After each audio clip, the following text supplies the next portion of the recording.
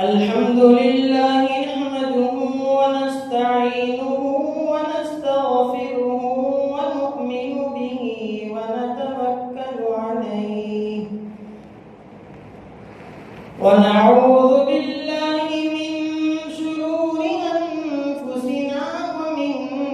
سيئات أعمالنا من يهده الله فلا مضل له ومن يضلله فلا هادي له ونشهد أن لا إله إلا الله وحده لا شريك له ونشهد أن سيدنا ومولانا محمدا عبده ورسوله أما بعد فأعوذ بالله من الشيطان الرجيم بسم الله الرحمن الرحيم إن الذين يكفرون بآيات الله ويقتلون النبيين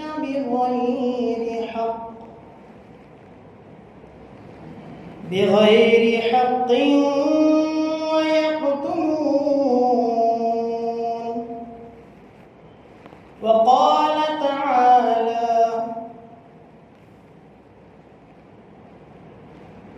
الذين يأمرون الناس بالقسط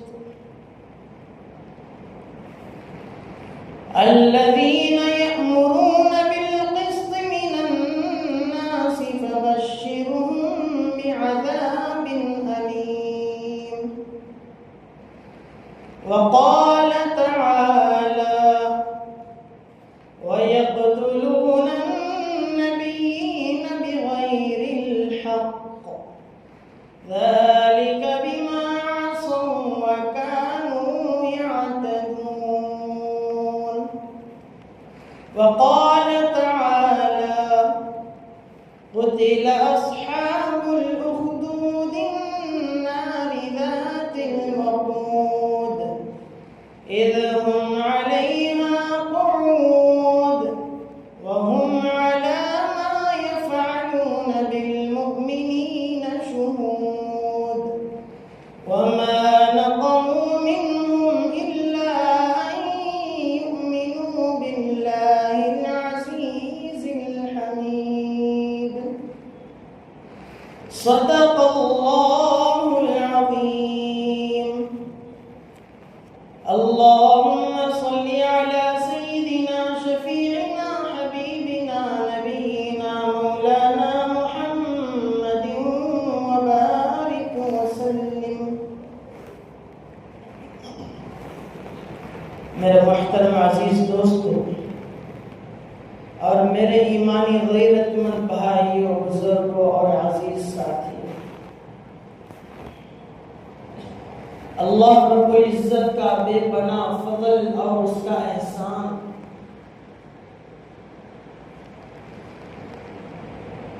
کہ اس نے مجھے اور آپ کو ایک ایسے پیغمبر کی اتباع، اقتداء اور نقش قدم پر چلنے کا حکم فرمایا، جس کا ایک ایک قدم، جس کا ایک ایک حکم، جس کی ایک ایک ادا سراسر اور سراپا احکام خداوندی ہے۔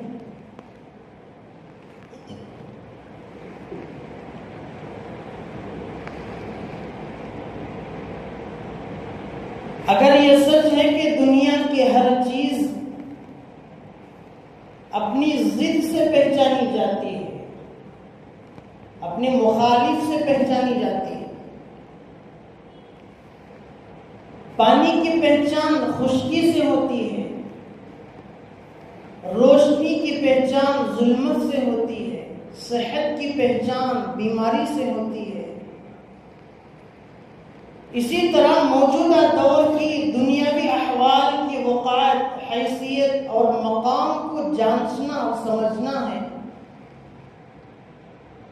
تو یہ لحاظ رکھنا ضروری ہے اور غور کرنا لازم ہوتا ہے کہ دنیا اس وقت کتنی گمراہی میں تھی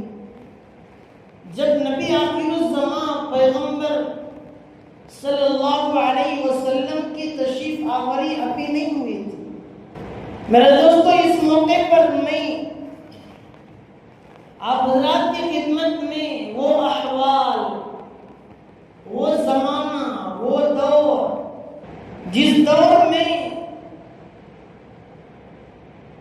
روشنی کے لیے لوگ ترس جایا کرتے تھے، اس دور کی بات ہے جس دور میں نورانیت کے لیے، ہدایت کے لیے، نیک راہ کوئی بتلانے والا آئے لوگ ترس جایا کرتے تھے۔ کوئی آئے جو ہم کو جہالت سے نکال کر علم کی طرف لے جائے، لوگ اس کے منتظر تھے کہ کوئی تو آئے جو ہمیں اس بے راہ روی کی زندگی سے، کوئی تو آئے جو ہمیں اس بے اعتدالی کی زندگی سے، کوئی تو آئے جو ہمیں بے انصافی کی زندگی سے، کوئی تو آئے جو ہمیں ظلمت بھرے احوال سے نکال کر روشنی کی طرف لے جائے، جو ہمارے سر پر دست شفقت پھیر دے۔ ہر بیوہ یہ چاہتی تھی کہ کوئی آئے جو ہمیں اس ظلم اور بربریت سے نکالے۔ ہر مظلوم یہ چاہتا تھا، ہر مظلومہ یہ چاہتی تھی، رعایا کا ہر فرد یہ چاہتا تھا کہ کوئی تو ایسا معلم آئے، کوئی ایسا مصدق آئے، کوئی ایسا قوم کا رہبر آئے، کوئی ایسا خدا کا چاہنے والا، خدا کا پیغام لے کر کوئی تو ایک ایسا فرد آئے جو ہمیں ان جھمیلوں سے نکال کر سیدھی راہ دکھلائے۔ تو یہ لحاظ کرنا، اس طرح سے اندازہ لگانا ضروری ہے کہ آج جو علم کی روشنی نظر آتی ہے،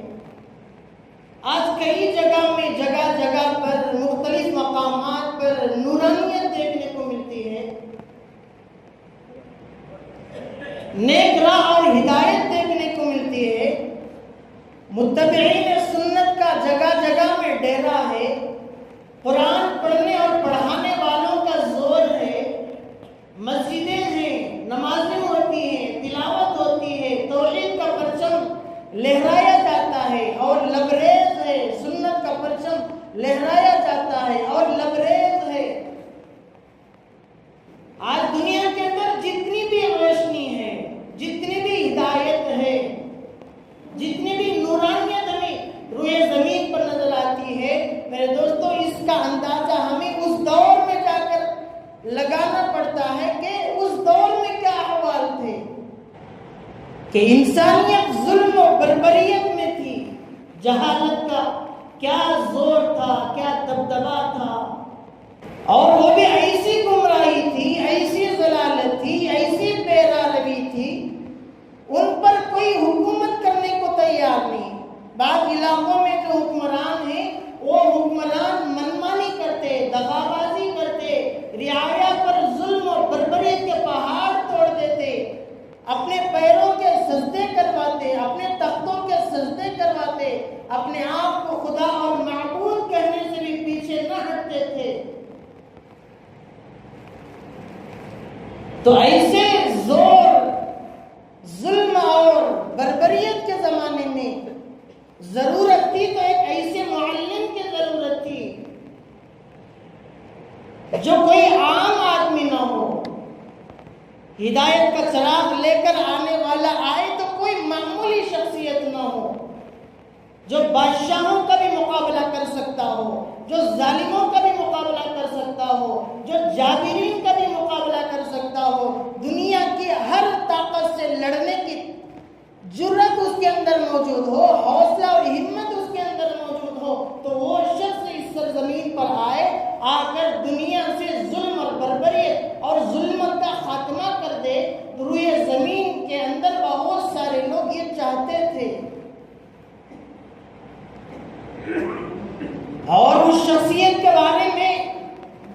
اللہ تبارک و تعالیٰ نے قرآن میں فرما دیا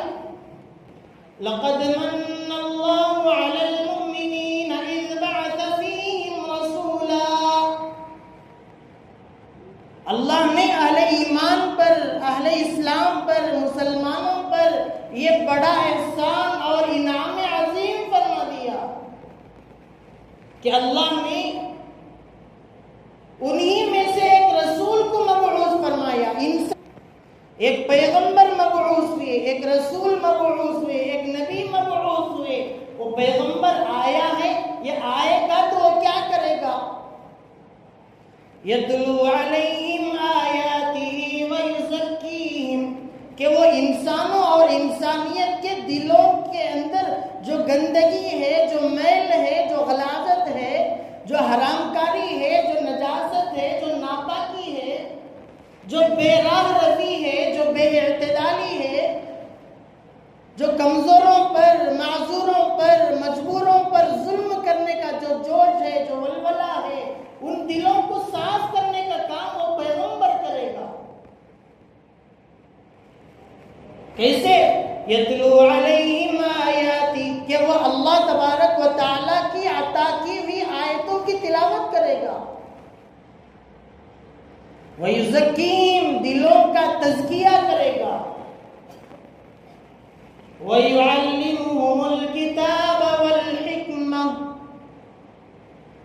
اور وہ کتاب و حکمت کی، سیرت اور شریعت اور سنت کا درس دے گا،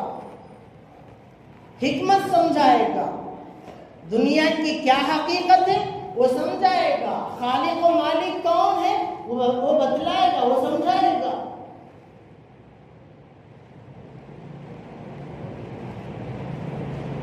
تو روئے زمین پر بسنے والے مظلومین یہ چاہتے تھے کہ کوئی تو آئے جو قوم کا رہبر بن کر آئے، اور پیغمبر آخر الزمان صلی اللہ علیہ وسلم کی تشریف آوری سے پہلے، یعنی کہ جس وقت پیغمبر آخر الزمان صلی اللہ علیہ وسلم پیدا ہوئے یا پیدا ہونا تھا، اس سے پہلے کے احوال کا اگر جائزہ لیا جائے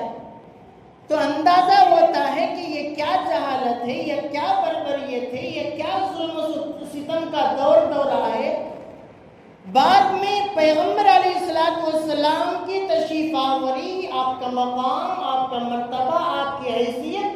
آپ کی شان و شوکت، آپ کی الوہیت کا اندازہ ہوتا ہے کہ جس دور جہالت میں، جس ظلم اور بربریت کے دور میں جو پیغمبر آیا، واقعتاً اس سے کم درجے کی شخصیت آنے کا امکان نہ تھا کہ جتنی جہالت اور بربریت تھی، پیغمبر آخر الزمان صلی اللہ علیہ وسلم ہی تشریف لانا تھا۔ یہ مطلب ہے،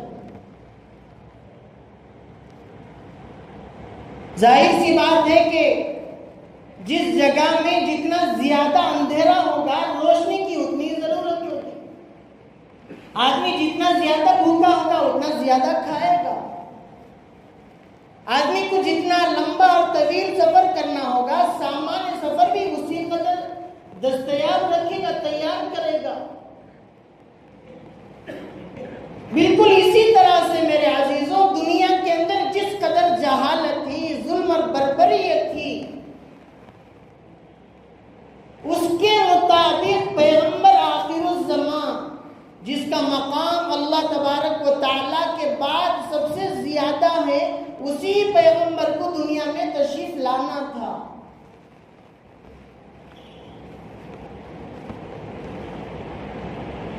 اور نبی آخر الزمان صلی اللہ علیہ وسلم کی شخصیت اور آپ کی جو دعوتی فکر تھی، اس کے متعلق ہمارا ماننا اور ہمارا دعویٰ یہ ہے کہ نبی آخر الزمان صلی اللہ علیہ وسلم کے پیغام اور تعلیم کے متعلق ہمارا دعویٰ یہ ہے کہ وہ دنیا کی سب سے زیادہ عظیم ترین شخصیت، سب سے عظیم ترین روحانی شخصیت، اخلاقی اور معاشرتی ایک ایسی دعوت، فکری دعوت آقا صلی اللہ علیہ وسلم لے کر آئے جس فکر کے نتیجے میں، جن کی دعوت کے نتیجے میں آج جہاں کہیں بھی ظلم کا خاتمہ ہو کر انصاف قائم ہوا ہے، اعتدال قائم ہوا ہے، وہ پیغمبر آخر الزمان صلی اللہ علیہ وسلم کی تشریف آوری اور آپ کے فکر کے نتیجے میں۔ اس بنا پر ہمیں یہ دیکھنا ہوگا کہ ظہور اسلام یعنی اسلام پیغمبر آخر الزمان صلی اللہ علیہ وسلم کی تشریف آوری سے پہلے دنیا کی کیا حالت تھی؟ اگر یہ کہا جائے تو بالکل غلط نہ ہوگا کہ وہ ایک ایسے کرۂ ارض تھا کہ جس پر آفتاب نہیں چمکا کرتا تھا۔ تمام دنیا میں سچے اور صحیح عقیدے کا کہیں وجود تک نہ تھا۔ توحید کی روشنی سے دنیا کا ذرہ ذرہ محروم تھا۔ رسالت کی نورانیت سے دنیا کا چپا چپا محروم تھا۔ مصر، روم، یونان میں سورج، چاند اور مختلف سیاروں اور ستاروں کی خدائی تھی۔ مصر، روم اور یونان کے علاقوں کا میرے دوستو اگر ہم ہسٹری اور تاریخ کا مطالعہ کریں تو پتہ چلتا ہے کہ ان لوگوں کی نگاہ میں خدا کا کیا تصور تھا۔ آج کے زمانے میں اگر کوئی آدمی اس دور کی ہسٹری اور ان کے خدائی تصور کو پڑھے گا تو شرم محسوس کرے گا کہ یہ کس درجے کے لوگ تھے۔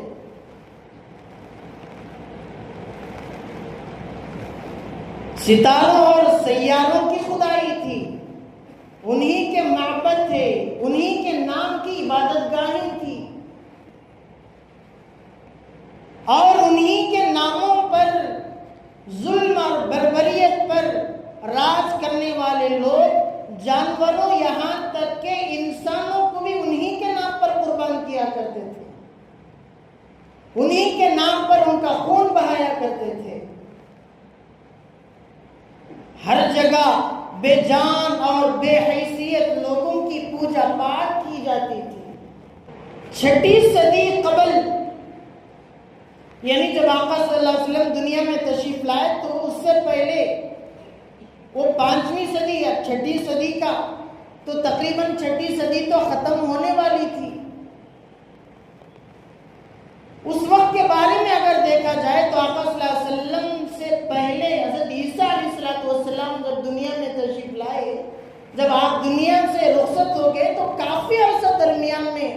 حائل رہا کہ اس دوران کوئی مصلح امت،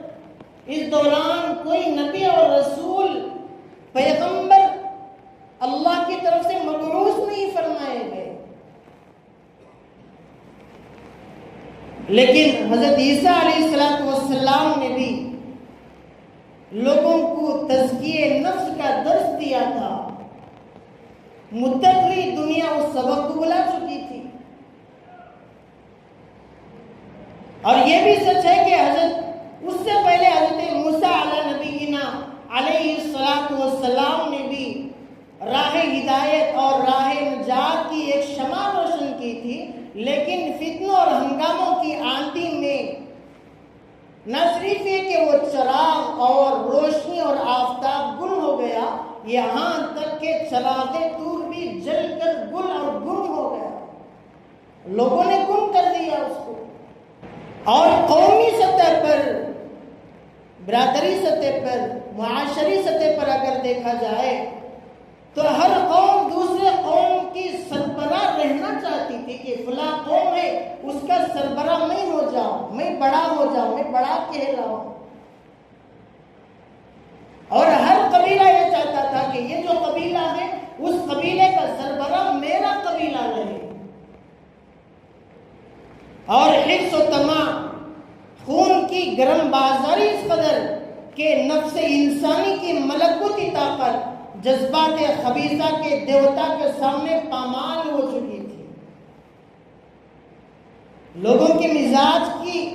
اگر خبر لی جائے، لوگوں کی صلاحیتوں کی اگر خبر لی جائے تو ہر صلاحیت والا کسی بھی اعتبار سے اگر اس کے اندر صلاحیت ہوگی تو وہ اتنا لالچی اور حریص ہوگا، وہ چاہتا تھا کہ کس طرح میں اپنے غلط جذبات کا اظہار کر کے، ظلم اور جبر کا اظہار کر کے ان کو ختم کر دوں، یا ان پر میں نگہبان اور نگران ہو جاؤں۔ ہر آدمی یہ چاہتا تھا۔ عدل و انصاف کی بات تو دور دور تک نظر نہ آتی تھی۔ عدل و انصاف، میانہ روی، خوش خلقی، اچھے اخلاق اور پارسائی کے عطر معمبر کی خوشبو انسان کے جامع خاکی سے اڑ چکی تھی۔ یہ جو ہوتا ہے نا اعتدال، انصاف، رحم دلی، محبت، میانہ روی، انسان کے ظاہری لباس میں ہونا تو دور کی بات ہے کہ جسم کے اندر جو جمع ہوتا ہے اس کے مزاج میں بھی یہ چیز نہ تھی۔ توحید و خدا پرستی کا نور دیوی اور دیوتاؤں، ستاروں، شہیدوں، ولیوں اور مجسموں کی پرستش کی عالمگیر تاریخ بن چکا تھا۔ لوگ کیسی کیسی چیزوں کو اپنا خدا اور معبود سمجھتے تھے،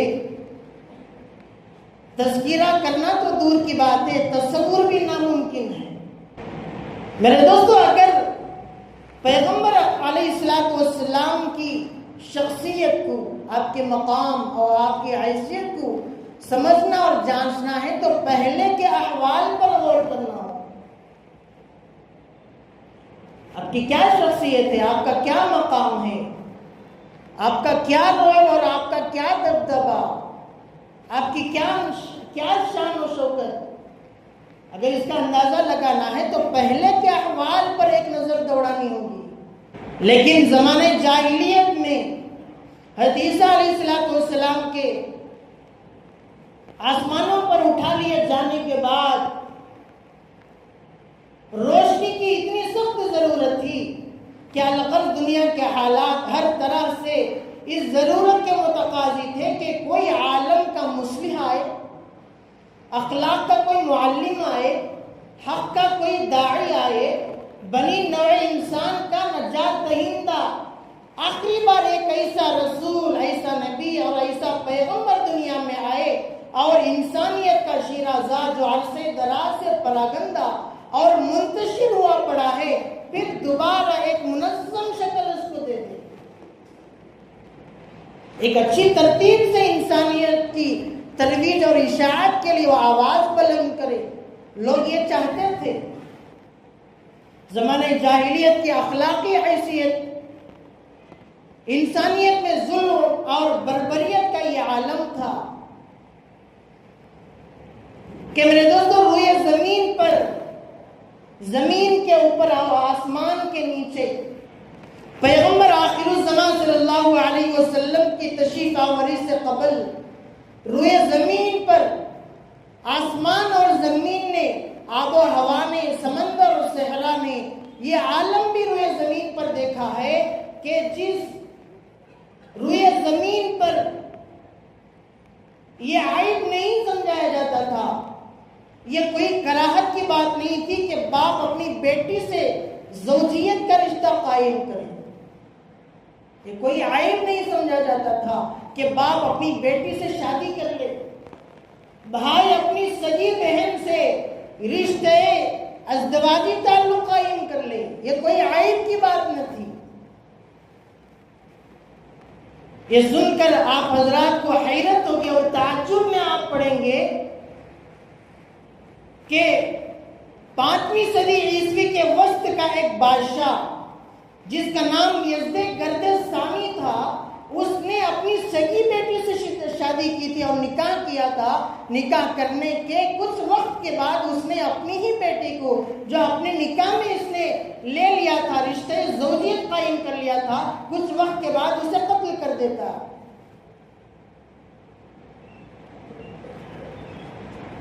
سرکار دو عالم صلی اللہ علیہ وسلم کی تعلیمات کی روشنی کے نتیجے میں یہ عالم ہے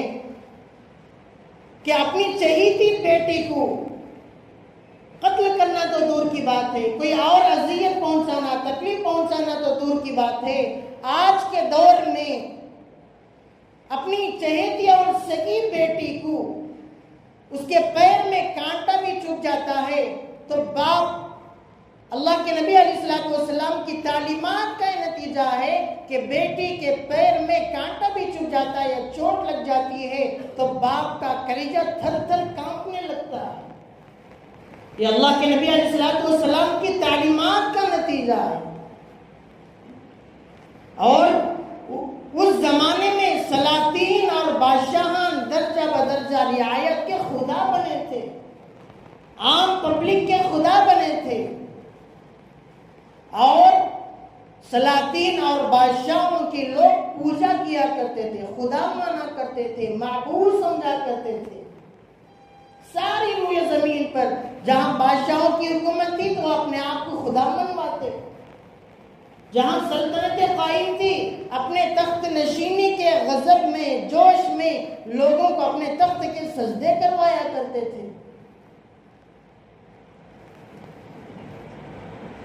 ان کے خلاف، بادشاہان اور سلاطین کے خلاف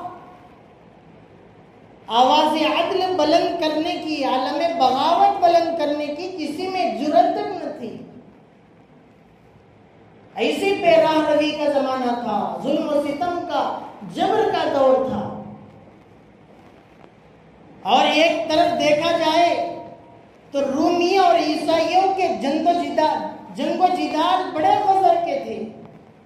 ملک کا بڑا حصہ اور بیشتر ممالک کے اکثر حصے رومی اور عیسائیوں کی دائمی جنگ سے پریشان تھے۔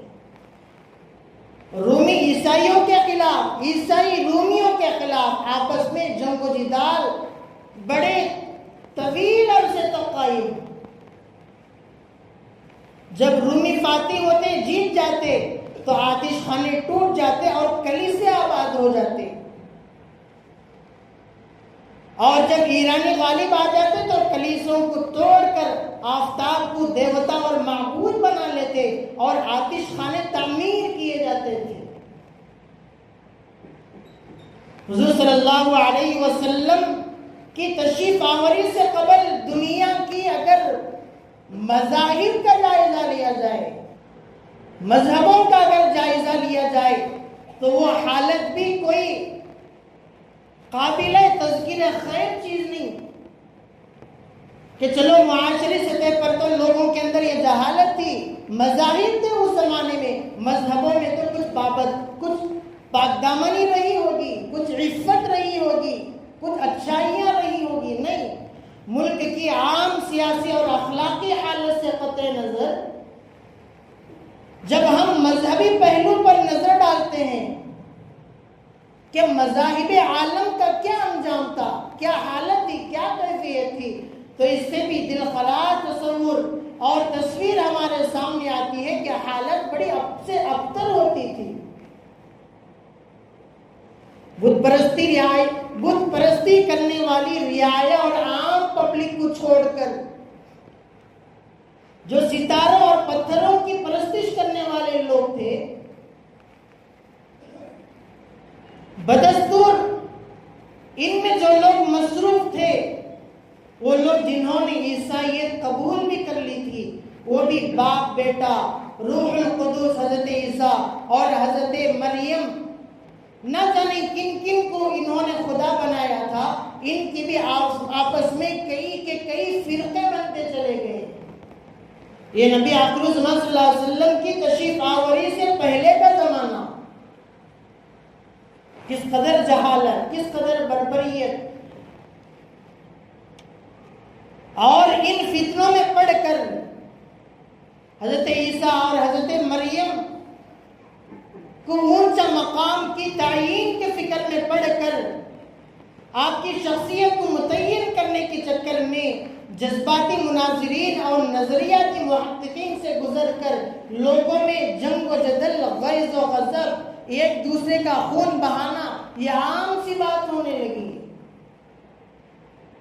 یہاں تک کہ 514 عیسوی میں خود عیسائیوں کے 2 گروہ قائم ہو گئے، 2 جماعتیں بن گئی۔ ان میں ایک عظیم الشان مذہبی جنگ قائم ہو گئی. ان کے اندر آپس میں لڑائیاں جھگڑے فتنہ فساد کے نتیجے میں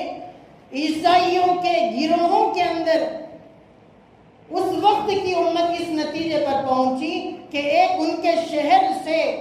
65,000 عیسائیوں کو شہر بدل کرنا پڑا. اتنی جہالت کہ وہ گروہ ان گروہوں کو نہیں مانتا, یہ گروہ ان کو نہیں مانتا. آپس کی لڑائی کے چکر میں 65,000 شہریوں کو شہر سے باہر کر دینا پڑا. اور اس کے علاوہ ہر فریق میں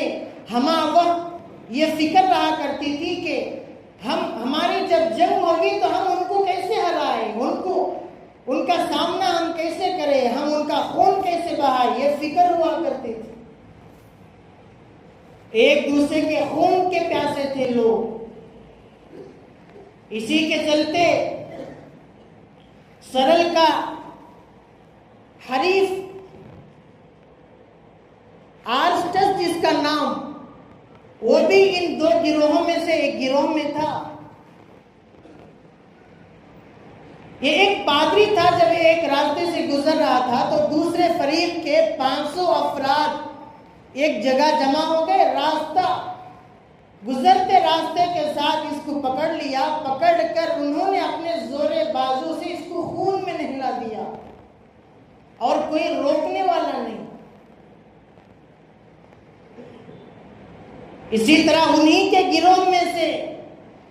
سرل کی ایک دوستی خاتون جس کا نام بلیشیا تھا, ایک دن وہ اپنی درسگاہ سے چرچ سے یا گرجا گھر جو بھی کے لیے وہ باہر نکلی جا رہی تھی تو دوسرے گروہ کے کچھ لوگوں نے اس خاتون کو پکڑ لیا اور اس پر ظلم کیا. اتنا ظلم کیا یہاں تک کہ اس خاتون کو برہنہ کر دیا اور اس کو پیروں سے گھسیٹتے ہوئے شہر میں گھمایا. اور ایک کلیسے کے قریب میں جہاں سے اکثر بڑے بڑے پادریوں کا گزر ہوتا ہے, ایک درخت تھا, اس درخت کے قریب جا کر اس خاتون نے اپنی جان دے دی. اس قدر جہالت اور کوئی روکنے والا نہیں. بہرحال حضور اکرم صلی اللہ علیہ وسلم کے دور کے احوال مذہبی اعتبار سے بد سے بدتر, معاشرتی اعتبار سے بد سے بدتر, اخلاقی اعتبار سے, آپسی حقوق کے اعتبار سے بد سے بدتر, میانہ روی کے اعتبار سے بد سے بدتر, عمومی اعتبار سے قابل ذکر خیر کوئی سوسائٹی, کوئی برادری, کوئی معاشرہ ایسا نہیں کہ جس کے بارے میں ہم یہ کہہ سکیں کہ نہیں فلاں برادری, فلاں خاندان, فلاں قبیلہ, ہم ان کا تذکرہ کر سکتے ہیں کہ فلاں قبیلہ اچھا تھا. ظہور اسلام رسول اللہ صلی اللہ علیہ وسلم کی تشریف آوری سے قبل کے حالات اگر دیکھے جائے, میرے دوستو یہ حالات آپ حضرات کی خدمت میں اس لیے عرض کر رہا ہوں کہ اگلا مہینہ جو آنے والا ہے ربیع الاول, اس مہینے میں طرح طرح سے لوگ اپنے نظریاتی اعتبار سے, اپنے فکر کے اعتبار سے رسول اللہ صلی اللہ علیہ وسلم کی تشریف آوری 12 ربیع الاول کو بڑے دھوم دھام سے, بڑے شور اور شرابے سے مناتے ہیں. لیکن اس سے پہلے یہ جان لینا ضروری ہے کہ آقا صلی اللہ علیہ وسلم کی تشریف آوری ہوئی تو وہ کس برادری میں ہوئی ہے.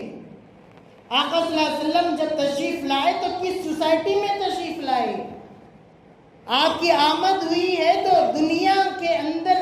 کیا ظلم و ستم تھا, کیا بربریت تھی, کیا اندھیرا چھایا ہوا تھا, کیا بے راہ روی کا عالم تھا. آقا صلی اللہ علیہ وسلم کی تشریف آوری ہوئی ہے تو سارے عالم کو آقا صلی اللہ علیہ وسلم نے علم کے نور سے منور کر دیا ہے. یہ جان لینا ضروری ہے. اور دنیا اس زمانے کے دنیا بھر کے حالات سے قطع نظر وہ برادری اور وہ علاقہ جن کو عرب ہونے پر بڑا ناز, بڑا فخر اور بڑا غرور ہوا کرتا تھا, اور وہ یہ کہا کرتے تھے کہ ہم اہل عرب ہیں، فضیلت میں ہم زیادہ ہیں، باقی جتنے سارے کے سارے عجمی ہیں، سارے کے سارے کم علم اور ان پڑھ ہیں۔ ہمارے اندر اللہ نے، خدا نے